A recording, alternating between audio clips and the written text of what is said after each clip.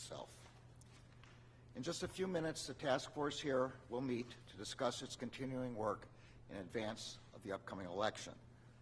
But before we begin, I want to address the tragic shooting that occurred this morning at a high school in Winder, Georgia. We are still gathering information, but the FBI and ATF are on the scene, working with state, local, and federal partners. I'm devastated for the families who have been affected by this terrible tragedy. The Justice Department stands ready to provide any resources or support that the Winder community needs in the days ahead. Before I get to the work of the task force, I also want to announce two major law enforcement actions that the Justice Department is taking that are separate from the important work of this task force, but are part of our broader effort to protect our elections from unlawful interference of any kind. First, this morning we unsealed an indictment in the Southern District of New York of Konstantin Kalashnikov and Elena Afanasieva, two Russian-based employees of RT, a Russian state-controlled media outlet. They are charged with conspiring to commit money laundering and to violate the Foreign Agents Registration Act.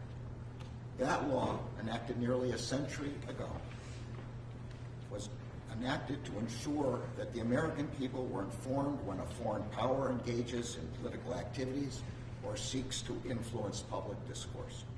The American people are entitled to know when a foreign power is attempting to exploit our country's free exchange of ideas in order to send around its own propaganda. The company never disclosed to the, and that is what we alleged happened in this case. In the wake of Russia's brutal invasion of Ukraine in February 2022, RT, which was then known as Russia Today, was dropped by its American distributors. The company ceased its formal operations in the United States, and the European Union, the UK, and Canada banned RT's broadcasting.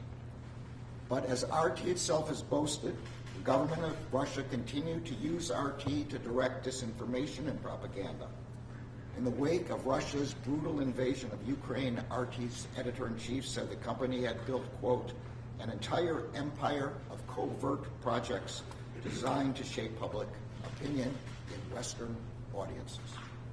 We allege that as part of that effort, RT and its employees, including the defendants, implemented a nearly $10 million scheme to fund and direct a Tennessee-based company to publish and disseminate content deemed favorable to the Russian government. To implement this scheme, the defendants directed the company to contract with U.S.-based social media influencers to share this content on their platforms. The subject matter and content of many of the videos published by the company were often consistent with Russia's interest in amplifying U.S. domestic divisions in order to weaken U.S. opposition to core Russian interests, particularly its ongoing war in Ukraine. The company never disclosed to the influencers or to their millions of followers its ties to RT and the Russian government. Instead, the defendants and the company claimed that the company was sponsored by a private investor. But that private investor was a fictitious persona. The charges unsealed this morning do not represent the end of the investigation. It remains active and ongoing. In a separate enforcement action, the Justice Department is seizing 32 internet domains that the Russian government and the Russian-sponsored actors have used to engage in a covert campaign to interfere and influence the outcome of our country's elections. As alleged in our court filings, President Vladimir Putin's inner circle, including Sergei Kirennikov, directed Russian public relations companies to promote disinformation and state-sponsored narratives as part of a program to influence the 2024 U.S. presidential election. An internal planning document created by the Kremlin states that as a goal of the campaign is securing Russia's preferred outcome in the election.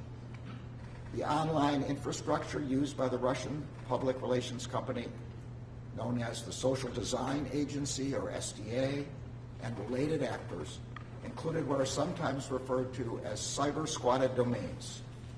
These websites were designed to appear to American readers as if they were major U.S. news sites like the Washington Post or Fox News. But in fact, they were fake sites. They were filled with Russian government propaganda that had been created by the Kremlin to reduce international support for Ukraine, bolster pro-Russian policies and interests, and influence voters in the United States and in other countries.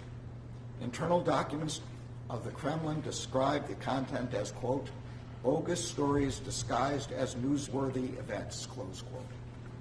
This malign influence campaign has been referred to as doppelganger. The Russian public relations companies drove viewers to these websites by deploying influencers and paid social media advertisements. They also created fake social media profiles, posing as U.S. citizens, post comments on social media platforms with links to the sites. According to SDA's records, it actively sought to, quote, eliminate the possibility of detection of the Russian footprint.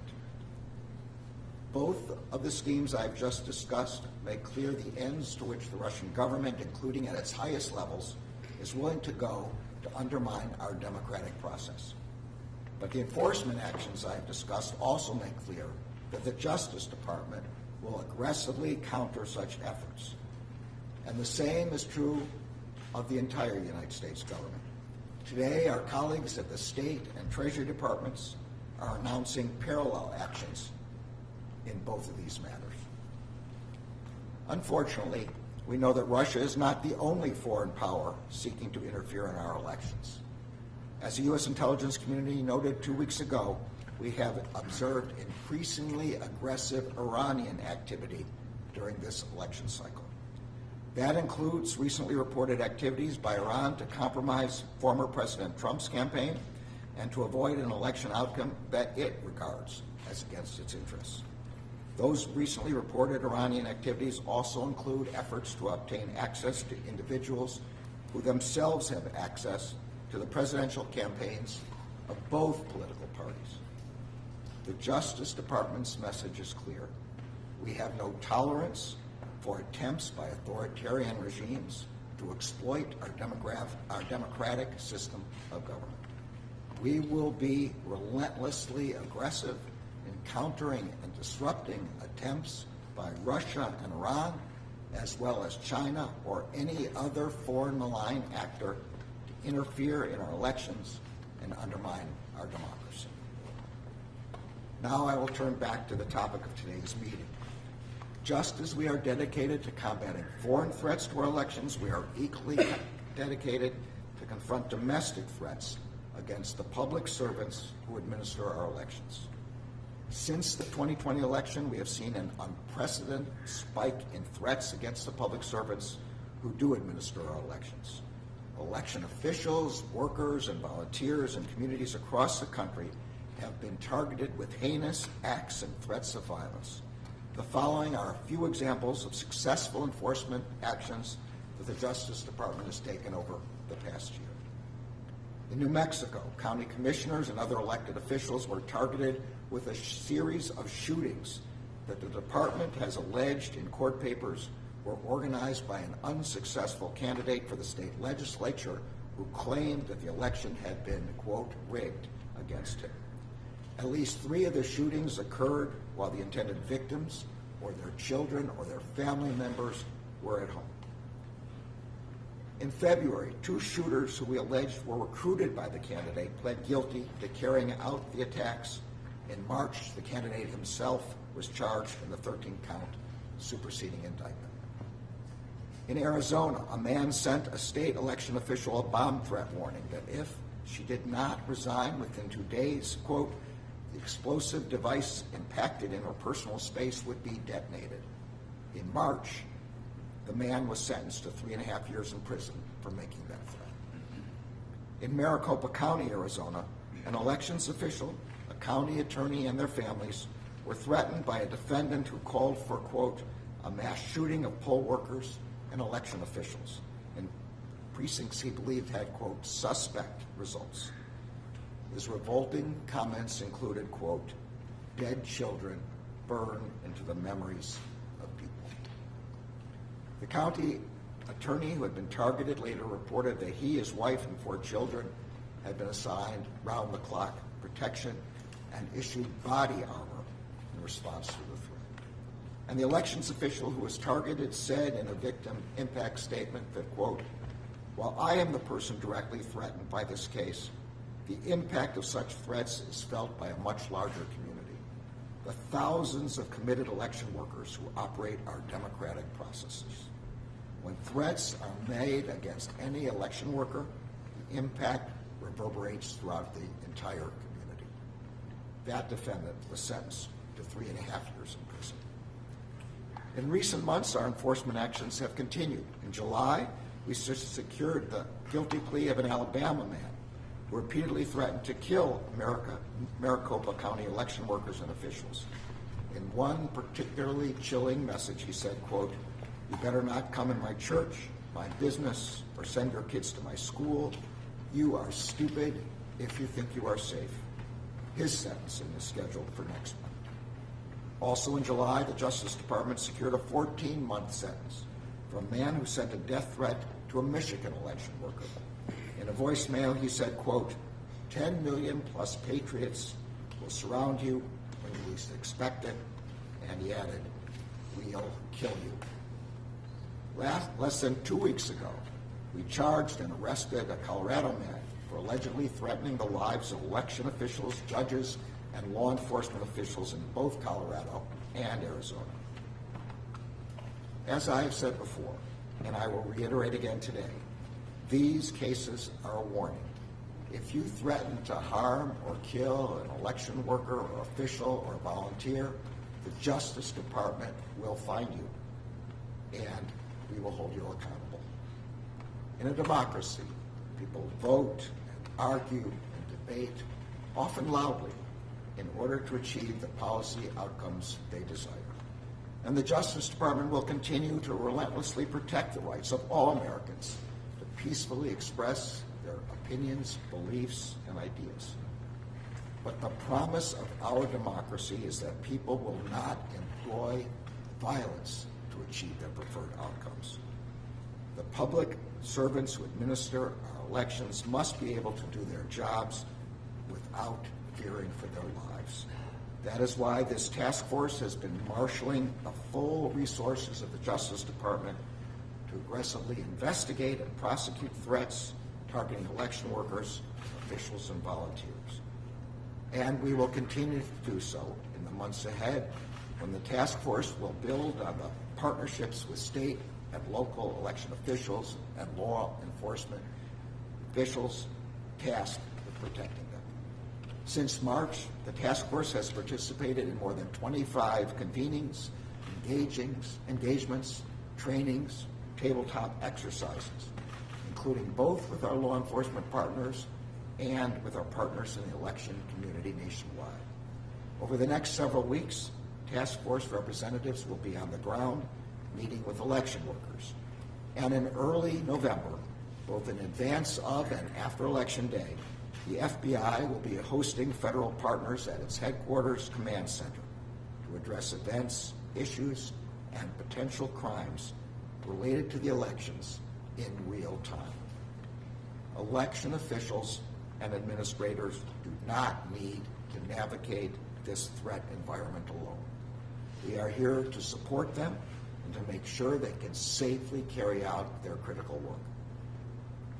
Protecting our democracy and protecting our elections was a founding purpose when the Justice Department was established in 1870.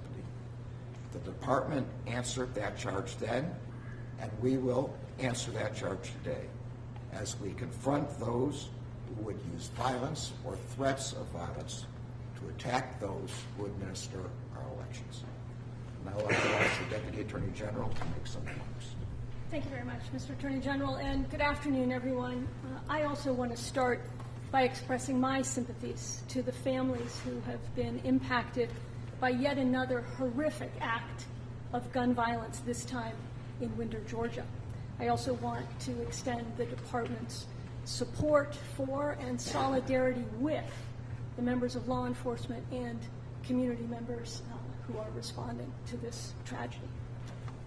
Now, we are fewer than 65 days out from the election, and this convening reflects the diverse and aggressive threat landscape that we face and the breadth of the department's work that we are doing to combat those threats. In our increasingly polarized environment, we're seeing continued threats toward election workers, those who ensure that we all can exercise our most fundamental of rights, the right to vote. And we are identifying dangerous foreign actors working to spawn division, discord, and disinformation, particularly across social media. Threats of violence to public officials, including election workers, represent a clear and present danger to our democratic process. That's why we established the Election Threats Task Force to investigate and prosecute the growing number of threats directed at the public servants who make our elections possible. Dedicated career prosecutors and FBI agents carry out this work across the country every single day, working hand in glove with state and local law enforcement. In recent months, as was just detailed, the task force has continued to prosecute threats toward public servants, and we will continue working tirelessly with our law enforcement partners to ensure threat actors answer for their actions. Because a threat to any election official, worker, or volunteer is at bottom a threat to our democracy. The Election Threats Task Force, convened today, fits into a larger effort by the department to safeguard our elections. A critical element of that work includes combating foreign malign influence activity, as illustrated by the actions we've announced today.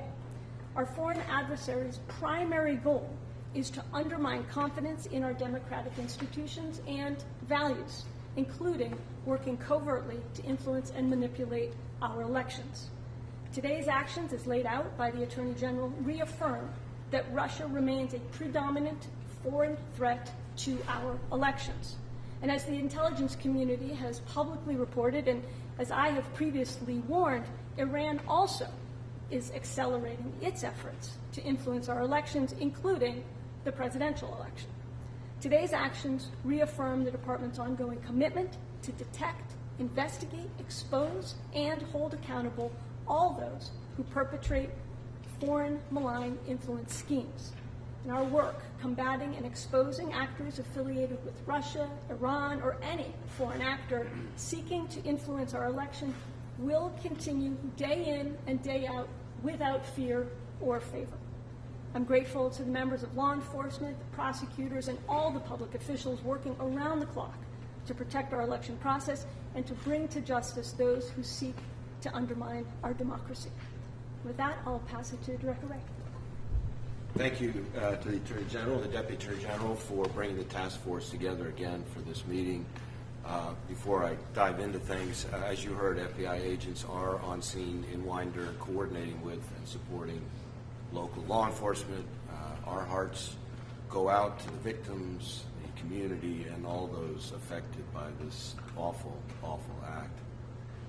Here with the task force, I know this group is busy year-round working with our partners, especially our brothers and sisters in local and state law enforcement, who are often the first line of defense in protecting election workers from violence and threats of violence. And as we get closer and closer to Election Day, we're going to continue to step up our collective efforts to protect those charged with ensuring our elections run smoothly. As I've said before, election workers, many of whom are volunteers and all of whom are public servants, are the lifeblood of our elections. And we're committed to ensuring that threats directed at election workers receive the swift and thorough response they deserve. Of course, our commitment to protecting elections and Americans' right to vote extends to an even broader array of threats. Threats the FBI, as both a law enforcement and intelligence agency, will continue to work 24/7 to uncover and disrupt. That means aggressively combating attempts by foreign adversaries to undermine confidence in U.S. elections, sow discord, and damage our democratic institutions. The actions announced today focus on Russia, but Russia is by no means the only adversary we've seen try to meddle in our society and democratic processes. Just last month, for instance, the FBI, working with the broader intelligence community and CISA, called out Iran for targeting and attempting to compromise former President Trump's campaign. And we continue to keep a close eye on China's efforts to denigrate down-ballot candidates it sees as a threat, and on their broader efforts to sow discord. Whether it's China, Iran, Russia, or any other country, attempts to meddle in our elections or destabilize our free and open society represent attacks on our democracy. And as long as foreign adversaries keep engaging in these hostile influence campaigns, they're going to keep running into the FBI. Today, we're exposing 2 illegal Russian covert influence operations targeting the American public. The first was run by RT, formerly known as Russia Today. Now, for years, the Russian government has used RT to seed and amplify their propaganda narratives around the world. And while RT America suspended its official operations in the U.S. back in early 2022, our investigation revealed that since at least last year, RT has used people living and working inside the U.S. to facilitate contracts with American media figures to create and disseminate Russian propaganda here. The content was pitched as legitimate independent news when, in fact, much of it was created in Russia by RT employees who worked for the Russian government. The second operation reveals even more malign activities by companies working under the direction and control of the Russian government.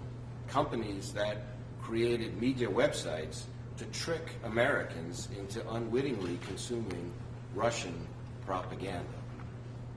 Today's announcement exposes those companies and their influence operations that relied on AI-generated content, influencers, and paid social media advertisements to drive internet traffic to their sites and target Americans with disinformation. As of noon today, we've seized those sites, rendered them inoperable, and made clear to the world what they are: Russian attempts to interfere in our elections and influence our society. As the lead agency for investigating threats to U.S. elections, the FBI is focused on ensuring that our laws are respected and enforced. And when we learn that adversaries overseas are trying to hide who they are and where their propaganda is coming from as part of campaigns to deliberately sow discord, we're going to continue to do everything we can to expose their hidden hand and disrupt their efforts. I'll close by saying thank you again to everyone on the task force for the support you're providing us and for everything you're doing to instill confidence in our elections and ensure they're conducted in a way that is safe and fair and legitimate for the American people. Thank you. Sorry. That's okay. Thank you. Thank you, Attorney General Garland, Deputy Attorney General Monaco, and FBI Director Wray for your commitment to safeguarding our elections. With your leadership and your support, the Criminal Division's Public Integrity Section continues to spearhead the Election Threats Task Force. There is no mission more critical to the Criminal Division than deterring, disrupting, and punishing criminal threats to our elections. Since we last met with department leadership in May, the task force has filed charges or secured convictions against defendants in Arizona, Colorado, Kentucky, and Michigan, and opened new investigations across the country. The task force is also preparing for Election Day. Our attorneys are meeting with election officials around the country and recently hosted a training for FBI and DOJ personnel nationwide to address threats of violence to the election community and other criminal threats to our elections. And we are continuing to surge additional resources to these efforts. The Public Integrity Section has added 5 attorneys to support its election crimes branch so that we can rapidly respond to reports of election crimes. As we approach Election Day, we will ensure that the team has all the resources it needs to perform its essential work. I could not be prouder of the Election Threats Task Force. As we move forward, I am confident that their dedicated efforts will continue to put us in the best position possible to support and protect the election community. With that, I will turn it over to Assistant Attorney General Matt Olsen for the National Security Division. Thanks, Nicole. Thank you, Mr. Attorney General. As you know, one of the foremost missions of the National Security Division is to protect our elections and our democratic processes from foreign interference. As the American people decide how to exercise their fundamental right to vote in free and fair elections, our laws demand that citizens have transparency regarding the origin of messages from foreign sources. That transparency empowers individuals to evaluate information and to make informed decisions for themselves. We will defend the integrity of our public discourse against any who would seek to break the law and to exert covert influence, regardless of viewpoint or whether that actor is Russia, Iran, or any other nation. Today's charges serve as a reminder that the Justice Department remains steadfast in safeguarding our democracy from foreign interference and protecting the constitutional rights of all Americans. Thank you. And with that, we'll take a few questions. David? I have a question for Attorney General Garland and Director Wray. Attorney General Garland, Russia today sent a statement to Fox News and some other outlets here mocking the situation. They had 5 bullet points or 6 bullet points. The first said, ha, ha, ha, ha, ha, ha. 2016 wants its cliches back. In all seriousness, there is a subsection of the country that when they hear Russian interference, they may believe that it's not true, it's not a real thing. How do you assure people this is a real situation? I'm sure that was much funnier in the original Russian, but for us, it's not funny. This is deadly serious, and we are going to treat it accordingly. Director Wray, if I can ask you, you've been talking about China for years now and the threat of China. Also Iran, you both briefly mentioned Iran and potential influence there. What is your message directly to the leaders of China and Iran who are watching through that camera lens right now? What do you want to say to them over the next few months and beyond? Knock it off. As long as adversaries keep trying to influence and interfere in our society and our democratic processes, they're going to keep running into the FBI. We're going to keep calling it out. And I think nations around the world have started to also see the same activity. It's not the kind of activity we would expect from nations that want to play in the first world space. Next question, Alana. General Garland. I'm wondering if you can talk about how the Russian effort to influence the election has changed from prior election cycles. What new strategies are you seeing the Russians deploy this year? Well, I'll talk generally about it, and I'll turn it over to the FBI Director and National Security Director if they want to chime in. Look, it's an acceleration of, and it's an increased sophistication of, and it's use of AI and cyber techniques that were not available in earlier elections. So we're just seeing more and more. It's coming faster and faster. It's now AI fueled. They're now using bot farms in a way that was not possible before. And therefore, it's a bigger threat than it ever was before. I would just say that the reality is that Russia has meddled in our society and tried to sow discord for decades. Really what we're seeing is just more tools in the toolbox with the advent of technology. First it was social media, which provided a bullhorn, and now, as you've heard, AI is its own amplifier. And so whether it's shell companies, fake personas, secret distribution networks, the point is not the message itself. The point is the hidden hand of the Russian government, which deceives Americans into thinking that they're getting information from American sources when, in fact, it's coming from the Russian government. Carrie. Mr. Attorney General, tomorrow is the first hearing in the January 6th case against the former president since the superseding indictment against him. He's called these new charges election interference and a violation of the Justice Department policy against doing something too close to the election. How do you respond to that, and how confident are you that your team has followed instructions from the Supreme Court following that decision this summer. I stand by the actions of the special counsel. The superseding indictment is an effort to respond to the direct instructions of the Supreme Court as to how to effectuate a new indictment in an ongoing case. The special counsel is required by the regulations to follow the policies of the Justice Department, including the election sensitivities policies, and I'm quite confident that he did so. Last question, Peter. In terms of the Russian interference, can you be more specific in terms of, is it beyond sowing divide? Are they pushing a particular candidate this election cycle? What can you give us a sense about the ultimate goal of these actions? As I said, the effort in this case is to affect the preferred outcome in the presidential election. The documents that we are unsealing today, including the internal Kremlin documents, I point you to those to see exactly what's involved. More generally, the Director of National Intelligence has testified that Russia's preferences have not changed from the preceding election. Thank you, everyone.